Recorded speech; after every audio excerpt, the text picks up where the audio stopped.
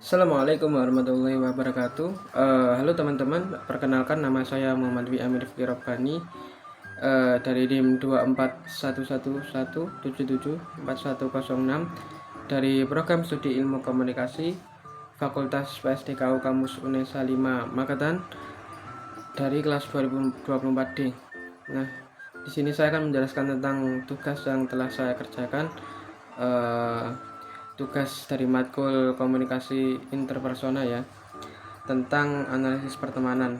Nah, eh, saya punya teman di rumah yang setiap hari ketemu. Kami tinggal di komplek perumahan yang sama, dan dari situlah awal mula pertemanan kami. Sebenarnya pertemanan saya itu udah dari kecil ya. Kita waktu kecil tuh sering CFD-an bareng. CFD pun kita main bola bareng gitu. Jadi di alun-alunnya kita main bola bareng. Sama kalau setiap sore itu kadang juga main bola di gang-gang perumahan gitu ya. Nah, kalau udah di posisi saat di fase-fase kayak gini udah besar semua itu, setiap hari kami sering ngopi bareng ya. Kadang di rumah saya, kadang juga di rumah dia. Kami ngobrol banyak hal, dari yang ringan sampai yang berat, dari cerita lucu sampai masalah hidup. Kalau lagi senggang, kami juga suka main PS bareng. Kadang kadang tuh main PS-nya rame-rame sama teman-teman yang lain. Kadang juga cuma berdua. Yang lebih beda, yang bikin beda adalah dari kebiasaan-kebiasaan kecil itu tumbuh kenyamanan. Nah, saya bisa curhat ke Arya tanpa rasa sungkan. Dia juga eh, los gitu ke saya, dan dari situ saya merasa bahwa pertemanan kami bukan cuma teman nongkrong, tapi juga teman hidup gitu. Dalam artian lebih emosional ya. Selanjutnya ada teori pertemanan. Kalau dipikir-pikir ya, teori pertemanan sangat terasa ya di hubungan kami ya, di pertemanan kami.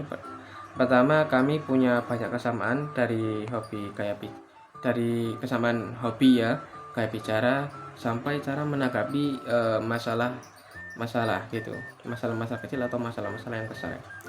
Kedua, kami tinggal dekat, jadi interaksi jadi rutin dan natural ya. Setiap hari ketemulah. Setiap saya berangkat ke masjid itu kan setiap hari ketemu, kita sering berinteraksi. Kadang juga saya ajakin sholat gitu, kadang juga dia nitip sholat gitu ya, kadang gitulah. Tapi punya persepsi sendiri kan, juga dia juga manusia, bisa mikir sendiri gitu. Eh, nah terus yang lebih penting itu kami bisa jadi diri sendiri. Nah, seperti itu, saya nggak perlu berpura-pura atau menyesuaikan diri berlebihan, dan dia pun bisa terbuka gitu, bisa santai, bisa open, cerita-cerita bareng tanpa merasa takut dinilai. Ada rasa saling percaya dan saling menerima yang membuat hubungan pertemanan ini bertahan. Nah, lanjut ke teori pertukaran sosial. Nah, dalam teori pertukaran sosial, pertemanan itu bertahan kalau ada rasa saling memberi dan menerima. Dan saya rasa itu yang terjadi di antara kami. Saya sering merasa lebih lega dan tenang setelah ngobrol dengan Arya. Dia juga pernah bilang kalau dia merasa didengarkan dan dipahami saat ngobrol dengan saya. Saat ngobrol dengan saya, kami bukan hanya saat ngobrol dengan saya, kami bukan hanya saling hibur, tapi juga saling bantu cari solusi. Memang kadang hal-hal kecil yang mengganggu, seperti beda pendapat atau waktu yang terbentuk dengan kesibukan. Tapi kalau ditimbang manfaatnya jauh lebih besar daripada itu semua. Lanjut ke tekanan dalam hubungan. Pertemanan itu nggak selalu mulus kok teman-teman ya. Jadi juga ada tekanan yang datang baik dari dalam maupun luar ya. Kadang saya merasa ingin waktu sendiri, tapi merasa gak enak kalau nolak ajakan nongkrong, apalagi kalau main PS. Biasanya tuh dia ngajakin main PS sih, walaupun kebanyakan kalah, tapi sok-sokan gitu, sok-sokan nantang. Okay.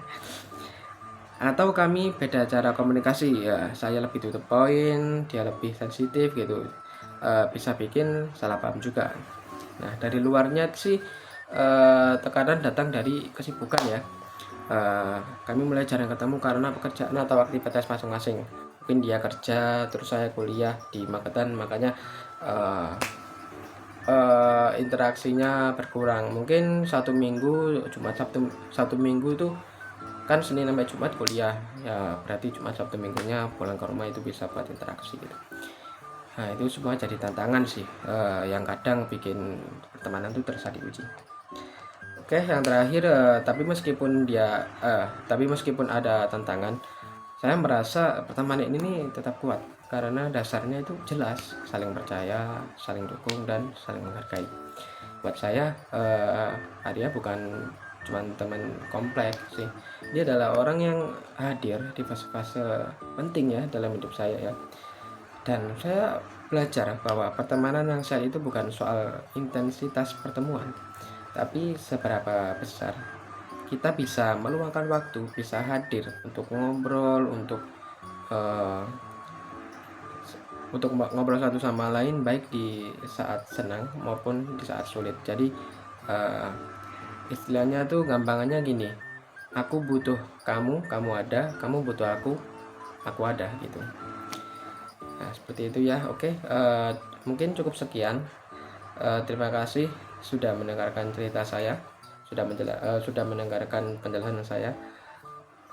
Mungkin itu yang bisa saya sampaikan, kurang lebihnya saya mohon maaf. Wabillahi taufiq wal hidayah. Wassalamualaikum warahmatullahi wabarakatuh.